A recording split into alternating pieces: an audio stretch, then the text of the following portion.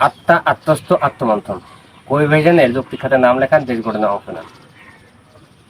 তেল মারি নাই, মারবো না, তেল মারার সুযোগ নেই। মিথ্যা বানোয়াট ভেজাল বাদ দেন, সত্যিটা মেনে নেন। এই যে এই ভদ্রলোক সৈয়দ আবেদ আলী আর এই ভদ্রলোক সৈয়দ সোহানুর রহমান সোহান, চিনে রাখেন। এদের একজন দেখলে কিন্তু মনে হবে যে দাড়ি পাকা মুরব্বী এবং মাথায় টুপি আছে, এই কারণে মাওলানা মনে হইতে পারে। আরেকজনকে দেখলে মনে হবে মানবতার ফেরিওয়ালা। আসলে মানবতার ফেরিওয়ালা হিসেবে আবির্ভাব হয়েছিল গরিব মানুষদেরকে প্রচুর পরিমাণে সাহায্য সহযোগিতা করতে। কিন্তু এদের যদি আপনি মূল বিজনেস সম্পর্কে জানেন, মূল বিষয় সম্পর্কে জানেন, মূল কার্যক্রম সম্পর্কে জানেন, তাহলে আপনার পায়ের রক্ত মাথায় উঠে যাবে অটোমেটিক। এই সৈয়দ আবেদ আলী ছিল সাবেক পিএসসি চেয়ারম্যান এর ড্রাইভার, গাড়ির ড্রাইভার।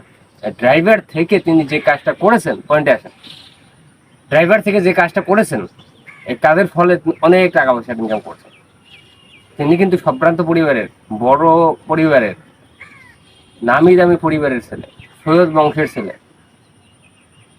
কিন্তু তিনি যে কাজটা করেছেন সেটা নিম্নমানের, জঘন্য এবং ঘৃণিত কাজ। পিএসসির চেয়ারম্যানের গাড়ির ড্রাইভার থেকে সেখান থেকে প্রশ্ন পাচার করতেন বিসিএস পরীক্ষার্থীদের কাছে, এবং এই থেকে তিনি প্রচুর পরিমাণে টাকা পয়সা ইনকাম করতেন। সাংবাদিক আব্দুল্লাহ রাকিব ভাইকে একটা সালাম জানাইতে হয়। এই ভাইয়ের কারণে আমরা জানতে পারছি যে এই সৈয়দ আবেদ আলী আসলে কি ছিলেন।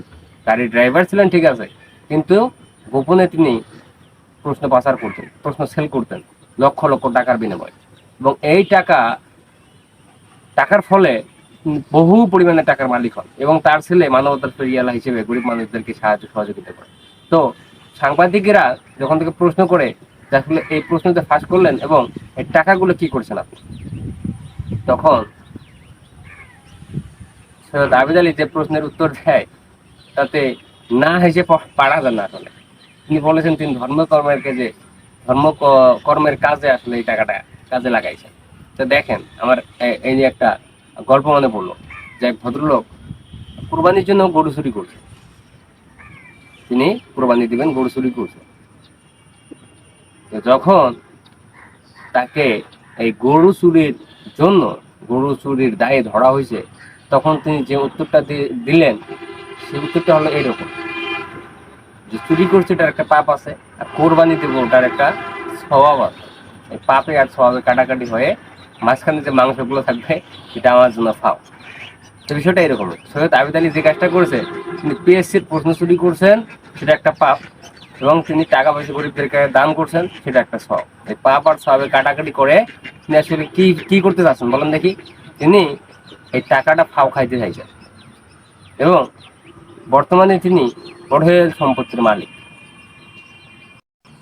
এই সমস্ত মানুষদের আসলে কি করা উচিত আপনারা বলেন তো? কি করা উচিত? দেখে মনে হবে মাওলানা হুজুর মানুষ। কাজটা সম্পূর্ণরূপে একটা জঘন্য নিম্নমানের ঘৃণিত কাজ, যে কাজের দায়ে তাকে ফাঁসিতে ঝোলানো উচিত। আমি যদি আমার মত বলি, তাকে ফাঁসিতে ঝোলানো উচিত, যাতে করে পরবর্তীতে আর এই ধরনের কাজ কেউ করার সুযোগ বা সাহস কোনোটাই না পায়। তাকে যে সুযোগটা দেওয়া হয়েছিল তিনি যথাযথভাবে সেই সুযোগটা কাজে লাগাইতে পারেন না। তিনি ড্রাইভার ছিলেন ঠিক আছে, কিন্তু একজন ড্রাইভার কিভাবে এত টাকার মালিক হয়? তিনি পিএসসি চেয়ারম্যানের ড্রাইভার থেকে কি করতেন? প্রশ্ন চুরি করতেন, এবং সেটা বিশেষ পরীক্ষার্থীদের কাছে প্রচুর পরিমাণে টাকার বিনিময়ে সেল করতেন, এবং এর ফলে তিনি এবং তার ছেলে প্রচুর পরিমাণে অঢেল সম্পত্তির মালিক হন। আপনাদের কি মত? কমেন্টে জানান।